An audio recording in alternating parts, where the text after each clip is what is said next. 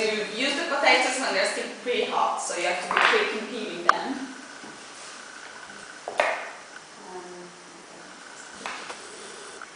Are they completely cooked now? They're kind of soft, yeah. They must be soft also in the inside, because like afterwards you have to mash them and to mix them with the flour. So if the inside is still hard, it's difficult to. If anybody wants to try and help us peeling them, most welcome.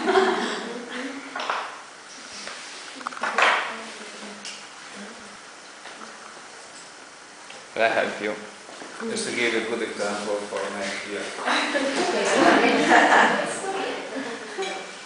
No, let me keep like intelligent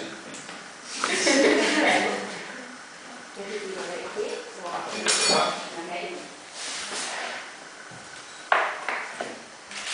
So did your grandmother sing songs while she did this type of Not really. My mother doesn't sing it, I don't know about other grandmothers. Let me introduce the operation.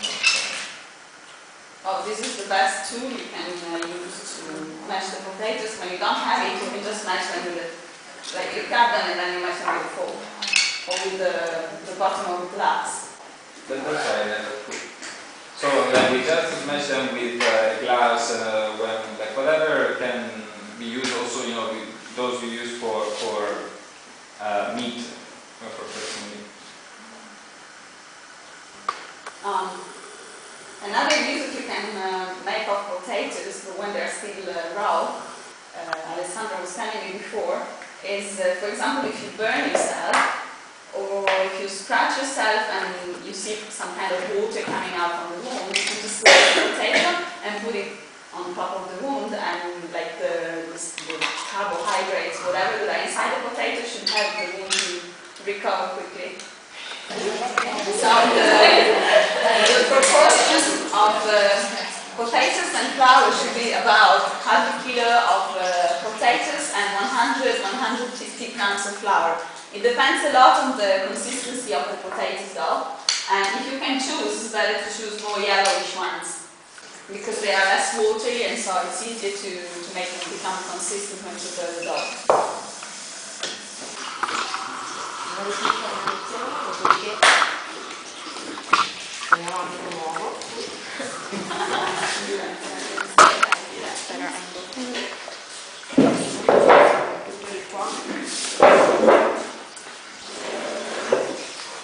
Compared to the usual type of homemade pasta, which we prepare within 2 weeks, this is a bit like a poorer kind of food because potatoes are less expensive in Italy and were less expensive also in the past compared to the eggs.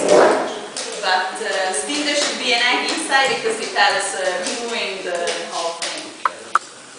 Popcorn. Sounds like popcorn. What's going on inside the... We just put some water because after we prepare the gnocchi we're going to cook them and just try if they came properly. So who wants will be able to taste them.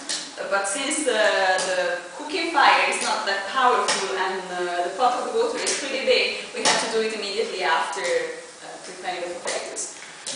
But how do you understand the proportion of flour, potato, Ma di solito vado a occhio.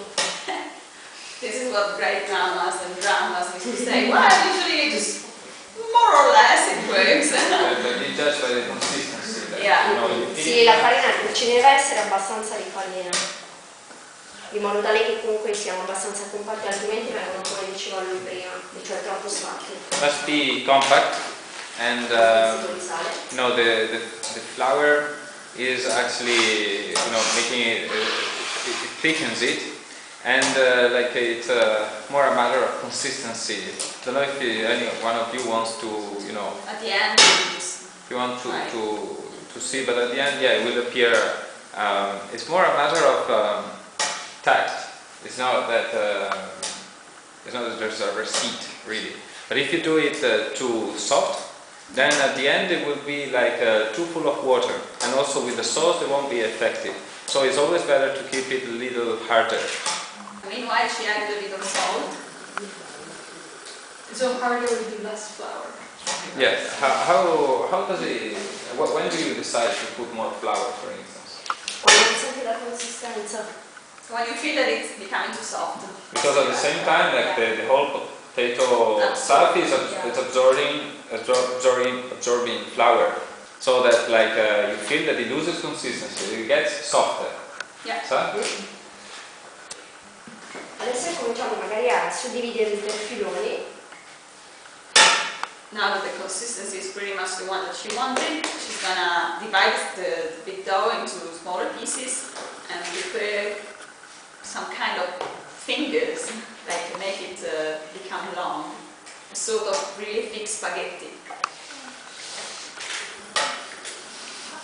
How many portions? Da lì che evitiamo di farli attaccare. It's important to keep the planning surface covered with flour so that it won't stick. And the best working surface for this kind of job is a wooden table or a wooden surface in any case. Dopodiché cominciamo magari ecco, ad allungarli.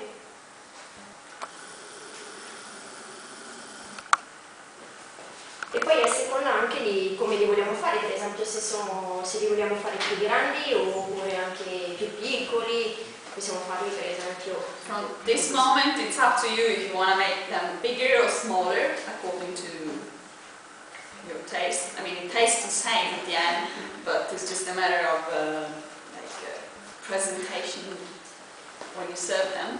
So you can decide to have bigger fingers or thinner fingers. And also the length of the cut that she made can be varied without any problems. There is not a standard.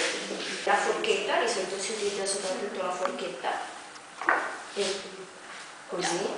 This is one of the shapes. Yeah, when the size is arbitrary, then like the shape is not so. Because important implications in how the sauce is getting absorbed and so on are at stake. So this is one way of doing it.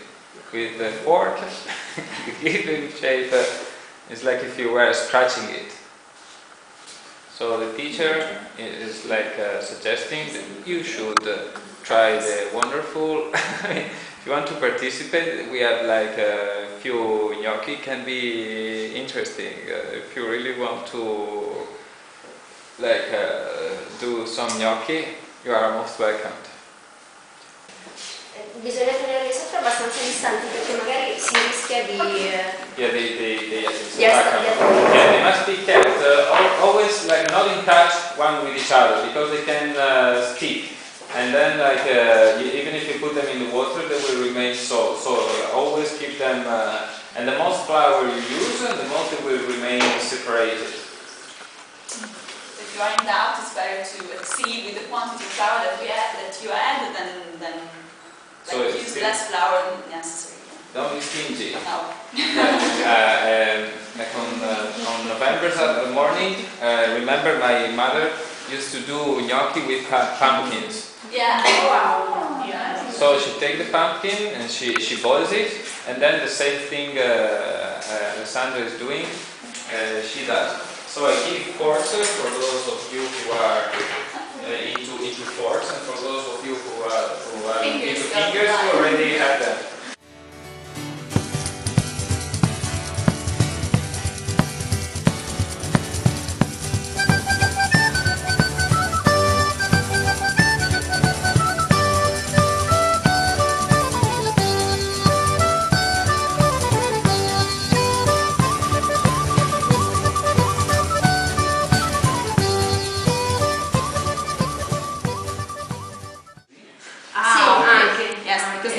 Actually, we do it in another way. Okay, so you take the back of the fork, and you use both the fork and the finger, so you do it like this.